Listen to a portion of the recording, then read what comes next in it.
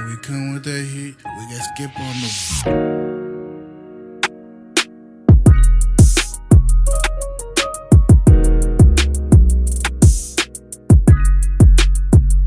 Ah, yes. Public Fades. Back at it again.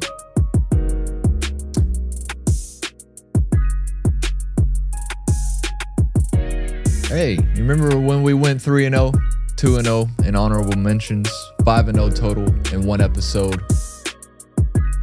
We're back at it again with the 1 and 2s. I ain't talking about no DJ on the 1s and 2s. I'm talking about our record. Last week, 1 and 2 on public fades. We're now 31 and 18 overall.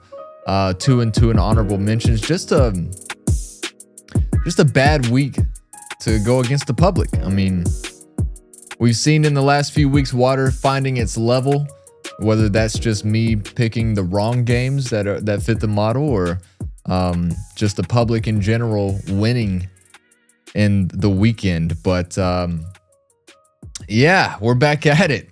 I mean, hey, got 3 more plays for you this week, so hopefully we'll go 2 and 1.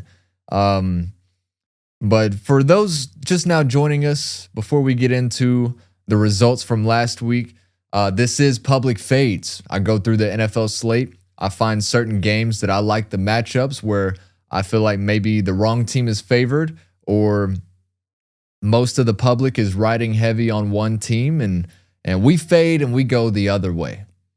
If you've just been tuning in the last few weeks, you've seen a lot of one and 2 weekends. 2 weeks ago, like I said, undefeated on public fades, but can't ride that 1 week forever. Can't. We gotta try to bounce back.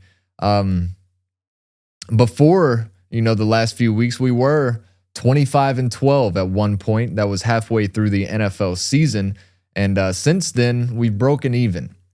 So, I mean, it could be worse, but gonna need more 3-0 weekends to really, really bounce back here in the second half of the NFL football season. But last week, 1 and 2, 2 and 2 in the honorable mentions. The one win in the official plays was Arizona. We took them plus 3.5.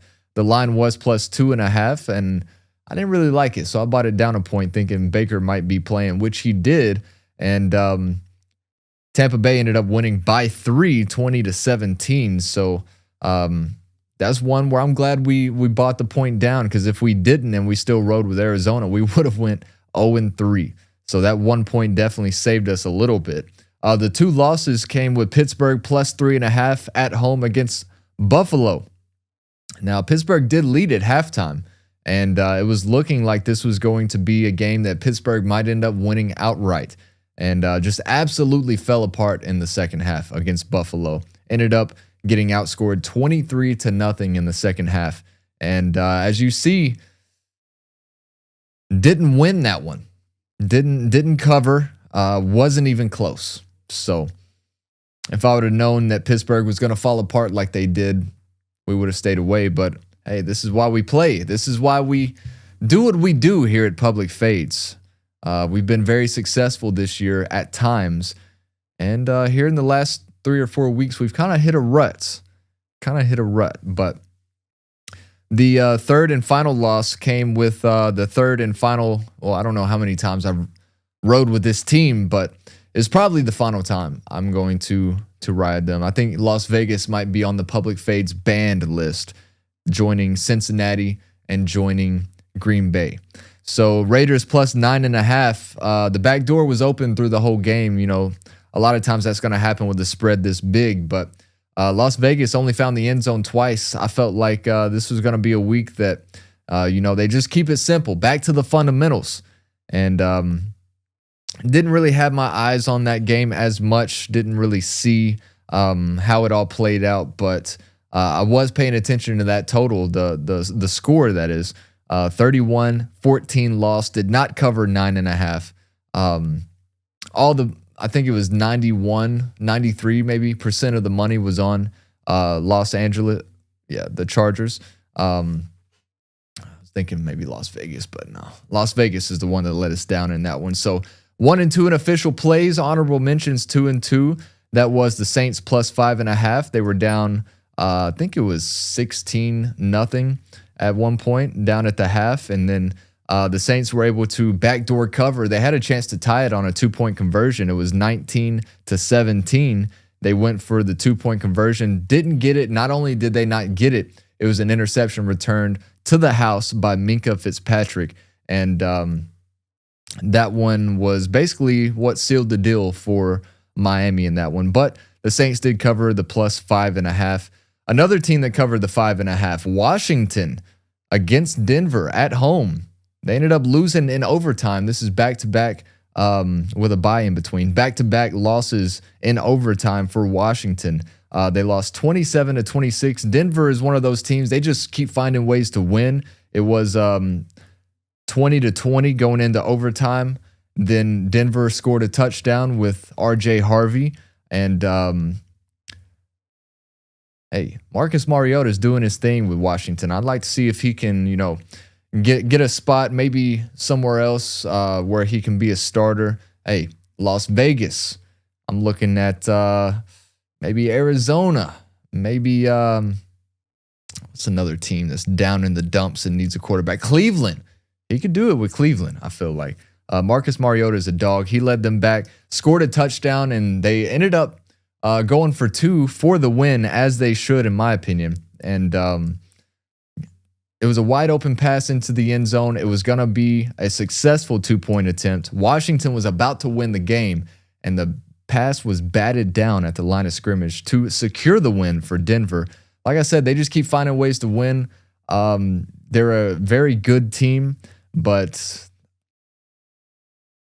do we start using the word fraud if they keep winning, or is that whenever they squeak by and then end up losing? Maybe they end up losing here in the coming weeks, but don't want to put the fraud word out there for Denver just yet. But my eyebrows are raised on the Broncos. The 2 honorable mention losses last week, Minnesota plus 11.5. Don't even know why I mentioned this honorably at Seattle.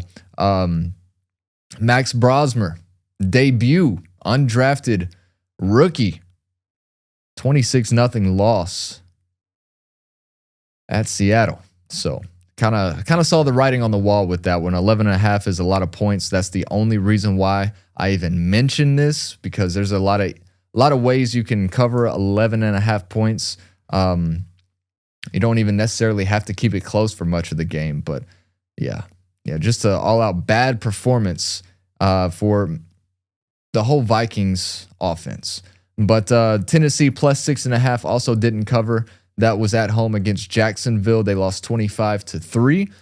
Tennessee, we'll get into the Titans a little bit later. Don't want to spoil anything, but Tennessee with a few good games, and then just a struggle fest, if you will, against Jacksonville last week. But that brings our overall record this year in the 2025 NFL season 31-18. So we got 3 plays for you this week. I think 3 is the number. Hopefully we can get to the point where we're going 2-1 or 3-0 instead of 1-2. Still haven't had a weekend where we've gone completely defeated. So if you look at the record of just winning weekends versus losing weekends, we're definitely in the positive. Only had, I think, now 3 losing weekends after this past week, and they've all been here recently. So we're trying to. I think one thing I stayed away from last week was, the week before went 3-0, 5-0 total if you count the honorable mentions. And one thing I was looking for that specific week was just gross games. I just wanted to get down and dirty and fade the public that way. And I don't think I did that well enough last week. So that's exactly what we're going to do this week. We're going to find some pretty just gross games, and we're going to put some bets on them. Okay, we're going to improve this record. And I think whenever I did go 3-0, I said that I was trying to go 0-3.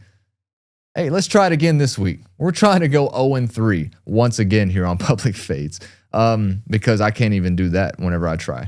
But first game, and all of these games are all of these games are in the 1 o'clock slate, which could set us up to have a fantastic Sunday, or could set us up for a absolute awful Sunday with no other games to bounce back with later on in the slate. But hey, we're going to do it. All the gross games are at 1 o'clock. Most of the gross games I found are at 1 o'clock. But we're getting started in New Jersey.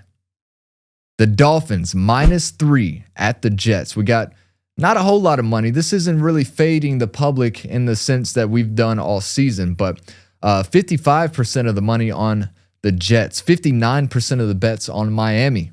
So Miami 5-7 straight up, 6-6 against the spread. Jets 3-9 straight up, but 7-5 against the spread for New York. The Dolphins, they're on a 3-game winning streak, and the Jets won 3 of their last 5. It was a game-winning field goal last week against Atlanta. Those 3 wins for New York, obviously the one last week against Atlanta, and then 2 others against Cincinnati and Cleveland, winning 3 of their last 5 for the Jets. Those 3 wins came against 3 bottom barrel teams. And I just don't think that Miami is a bottom barrel team. I know this is in New York, but or I guess New Jersey, but in that same span, Miami has proven they're not one of those teams. They're 4-1 in their last 5. The one loss came on Thursday Night Football against the Ravens a few weeks ago. They beat Atlanta. They've beaten Buffalo. Both of those games were blowouts, by the way. Miami was the underdog in both of those games, and both of them ended up being runaway victories for Miami. And also a game in Spain against Washington, they won in overtime, and then last week against New Orleans. But the Dolphins are 3-0 since that Thursday Night Football game against the Ravens where they fired their general manager. And like I said, I know this is on the road. I know it's going to be in the cold in New York, New Jersey, MetLife Stadium. But we're going to take the Dolphins, okay? We're going to buy it down. It's the Dolphins -3. That's the line. We're buying it down because I hate pushes. We're going to buy it down to -2.5. And we're going to take the Dolphins on the road to keep this winning streak alive. And we'll see what happens. We'll see what happens. But that's at 1 o'clock on Sunday. And then, like I said, all of them, 1 o'clock on Sunday. We've got the Commanders at the Vikings. Vikings pick 'em favorites, -1.5. 66% of the money, 69% of the bets are on Washington. Now, who in their right mind would bet on this game? I'm not in my right mind because I'm trying to get gross. Both teams, crazy losing streaks. Washington lost their last 7 games. They haven't won a game since October 5th. That was at the Chargers. Big upset win. They still had Jaden Daniels, 27-10 win for Washington. But it's been over 2 months now since Washington has won a game. Minnesota's lost their last 4. Their last win was November 2nd at Detroit. They only have 1 win at home this whole season, and that came in a 48-10 win against Cincinnati. That was September 21st, week 3. Only 1 win at home for Minnesota this year, which I think is absolutely crazy. The Vikings 4-8 straight up and against the spread. Washington also 4-8 against the spread, 3-9 straight up. J.J. McCarthy cleared from concussion protocol. It's time for 9 to step up. Now, we all know J.J. McCarthy, the 9 personality, hasn't looked that great this year. But I think this is a game where they can get Jettas going. They can get Justin Jefferson, J.J. McCarthy. They can get these other guys going for the Vikings offense, because I think this comes down to a defensive battle. Maybe not in the sense where it's like a 16-13 type of game, but when you look at the defenses, Washington, 28 points per game allowed defensively. That ranks 29th in the league. Minnesota, 23.4 points a game allowed. That is 17th. So when you look at this, I know Jaden Daniels, he may play. We need to check the injury report on Friday going into the weekend, but he was a limited participant at practice yesterday, which was Wednesday. I'm recording this on Thursday. So if Jaden Daniels plays, this line is going to move. So right now it's -1.5 for the Vikings. If Jaden Daniels plays, this might go into a underdog situation for Minnesota. So please pay attention to the line throughout. We're going to take whatever the line is. If it's plus money or plus the points for the Vikings, we're going to take that. And if it's even number, then buy it down the hook. So if it's Washington -3 going into Sunday, we're going to take the Vikings -3.5, or plus 3.5. But for right now, if the line stays how it is, Jaden Daniels doesn't play, the Vikings money line is the play. We're not going to lay the 1.5. We're just going to take the Vikings money line. We're going to see what happens throughout the weekend with the status of Jaden Daniels, and we're gonna take Minnesota this week because that's just gross. That's just gross. Vikings, Commanders, both teams losing streaks. 1 o'clock on Sunday. Give me the Vikings money line. And as we look forward to another 1 o'clock game, third play of our Sunday, we've got the Titans at the Browns, -3.5. Cleveland is 3-9 straight up, 5-7 against the spread. Tennessee 1-11 straight up, but also 5-7 against the spread. Last week, Tennessee lost 25-3 against Jacksonville, but they covered 3 games before that, 3 games in a row. Their only win this season was an incredible comeback at Arizona.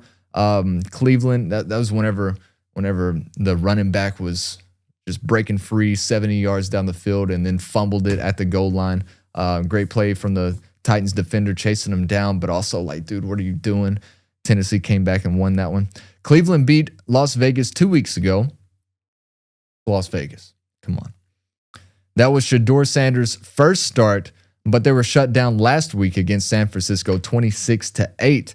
San Francisco is always going to be good defensively. It's going to be hard for a team like Cleveland and a rookie quarterback to have any type of success against the 49ers. But what people don't really pay attention to is how good this Titans defense is. Now, they're not one of the best in the league, but I mean, their offense always puts them, or most of the time, their offense is putting them in bad positions and defensively for the Titans. So I see this in a game where it's 2 rookie quarterbacks battling it out against 2 good defenses. The Cleveland defense is, you could say, a great defense. So even saying that, though, I like Cam Ward to I don't want to say it. But I like Cam Ward to win this week. I like Cam Ward and the Titans to beat Shedeur Sanders and the Cleveland Browns. But we're just looking at the play for the day. It is the line is Titans plus 3.5. Right now, that is plus money. That kind of scares me a little bit. Now, I know 79% of the money, 75% of the bets are on Cleveland. I don't think I said that earlier.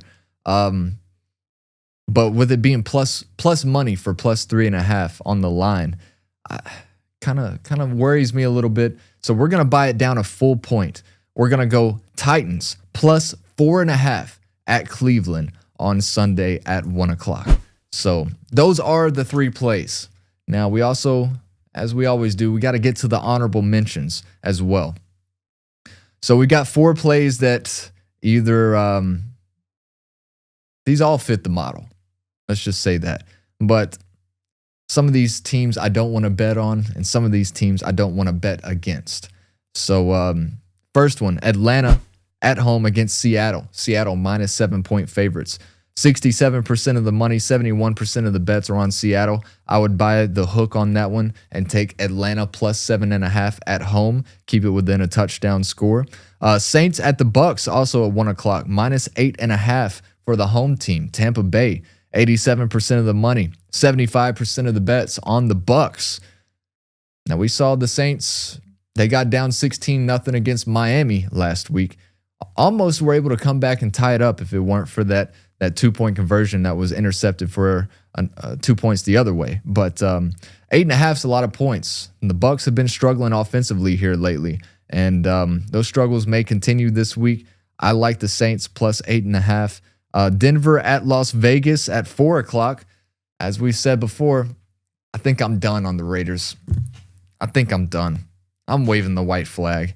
Plus 7.5 is the line for the Raiders. 87% of the money, 80% of the bets are on Denver in that game. So if you want to get even grosser than I'm getting, go ahead and take Las Vegas plus 7.5. And then minus 8.5, Rams at the Cardinals on the road. That's a lot of points for a team on the road. 4:30 kickoff, 87% of the money, 73% of the bets are on the Rams in that one. So if you would like to, honorable mention, plus 8.5 for Arizona. We're 31-18 on the year. We've hit a wall. We're struggling a little bit. Yeah, we just went 3-0 a couple weeks ago. But that doesn't mean nothing when you're 1-2 each week, 3 of the last 4 weeks. And so we're getting gross once again. We're trying to turn this thing around before this gets out of hand. And it might. It very well. This record at one time was 25-12. Now we're at 31-18. It's not out of hand yet. But I'm trying to get to 35 wins before we get to 20 losses. How about that? Let's make that a goal as we also try to go 3-0 this weekend. Or hey, actually, we're trying to go 0-3. We're trying to, sorry, I got an eye spasm. We're trying to go 0-3 this week here on Public Fades as we just get down and dirty, getting gross once again. So if you like the plays, go ahead and take them. If you think I'm in a rut and you want to fade me and ride with the public, go ahead and do that and see how it works out for you. But Public Fades, we fade the public. As always, don't bet your house because you don't want to do that. It's just not something you want to do. But I still haven't done that. There might be a point where I just feel so good about a play. Maybe we'll have a play for the Super Bowl where I say, bet irresponsibly and take this team. But no, we're always going to bet responsibly here on Public Fades. Don't bet your house. We're doing good. We're in a rut, but it's only up from here. It's only up from here. So, as always, you have the plays. We got the Dolphins minus 2.5. Right now, we're taking the Vikings money line. That one is subject to change. And also Titans plus 4.5 this weekend. You have the plays. You have the honorable mentions. Do what you want with them. Don't bet your house. And as always, we'll see you next time.